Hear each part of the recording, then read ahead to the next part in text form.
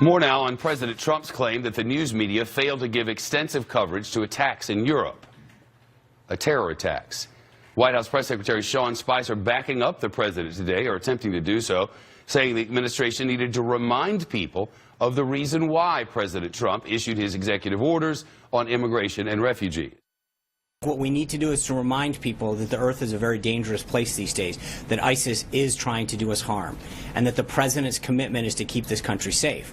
And I think part of this is to make sure that the American people are reminded how prevalent some of these attacks are and how much time and attention they have or have not gotten.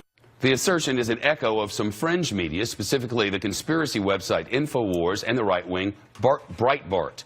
A senior administration official has since given Fox News a list of 78 attacks claiming the media underreported them.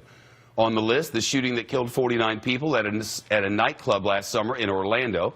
Fox News covered that attack with dozens of reporters, producers, and technicians for many weeks. The attack in Nice, France, that left 84 dead after a man drove a truck onto a crowd in Bastille Day. Fox News covered this attack extensively, using our resources and those of our European counterparts for months.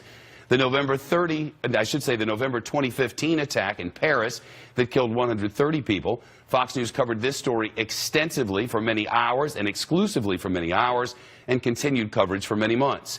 Plus, the terror attack in March of last year at the airport in Brussels, Belgium. It was also on the list of attacks the media mostly did not cover. Again, not true. I was on the first plane out to lead Fox News coverage of that carnage. Our team of correspondents, producers, and technical professionals covered the attack extensively, and our coverage continued in one way or another for many weeks or months. In short, the president's assertion is false. The White House knows that it was false, or could have learned that it was false with a quick Google check, but either did not do so or decided not to tell the truth. Regarding the entire White House list of 78 attacks, Fox News properties covered all of the major ones and at least 79% of all mentioned. Fox News and other news organizations make editorial decisions of all kinds without influence from the White House, other instruments of government, or anyone else. This will not change in the face of inaccurate assertions from the White House or other attempted government intimidation. John Bussey is here. He's the associate editor of the Wall Street Journal. What they're saying is not true. Again, why bother? So Fox covered it. The Wall Street Journal did, the New York Times, Washington Post, CNN, Associated Press, Reuters, all the local papers in the United States had coverage of this through the news agencies. It was covered. Now, look, there's a couple of, you said the vast majority of those on the list were covered. There were a couple on the list that I didn't know about. There was maybe a knife attack against somebody in some part. In a faraway country in another continent. In Europe that might have been briefed someplace and I missed it, but it was not a major terrorist attack. The terror attacks are being covered, and they're being covered extensively. So why is he saying this? It's a run-up to this court decision on whether or not he has done the right thing in executing this executive order on limiting immigration into the United States. It's partly that narrative to remind people that the world's a dangerous place, as Sean Spicer said again today.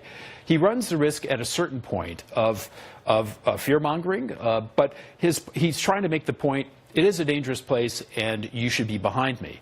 The constant litany about his language, the total dishonesty of the media, the tremendous dishonesty of the media. They have their reasons, and you understand that. I mean, this kind of sort of oblique but constant criticism is also an effort, I think, to ring-fence the policies of the White House and to signal to his base that, look, don't listen to criticism. That's just in his mind, dishonest media. Don't listen to those who are reporting accurately. Listen to our false assertions. Yeah, I think that's, I mean, there have been a lot of false assertions, and this is one way of trying to mitigate the criticism of that in the minds of his supporters. But he runs a risk at a certain point of losing credibility. People do migrate to sources of information, Fox, CNN, a lot of other places, where they feel that they can get information about the news, and they're hearing it.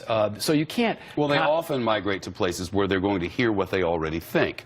And some of these other organizations that I pointed out at the beginning of that report, some of those other organizations are getting a lot of traction.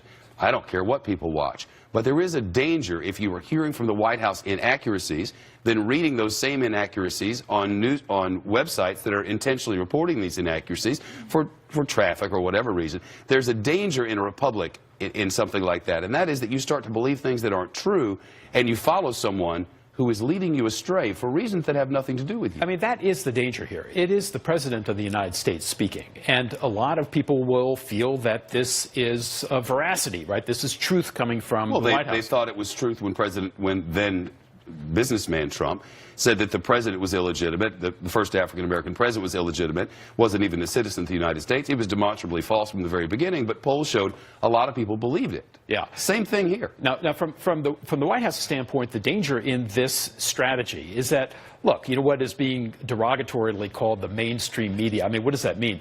That means your local newspaper in Cleveland or in Cincinnati or in Seattle. It means the networks. It means, you know, the big newspapers like the Wall Street Journal. It kind of basically means everything but those alternative, sometimes fringe publications.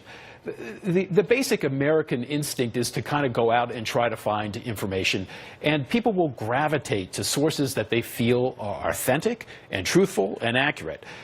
And those really, that's not what I've been seeing lately. But I think on the whole, the American public is pretty smart. Yeah, we'll be back to that eventually. They will gravitate to that.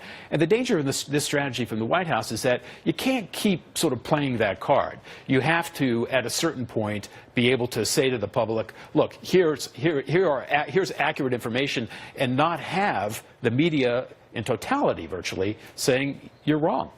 John Bussey from the Wall Street Journal. Thank you, John.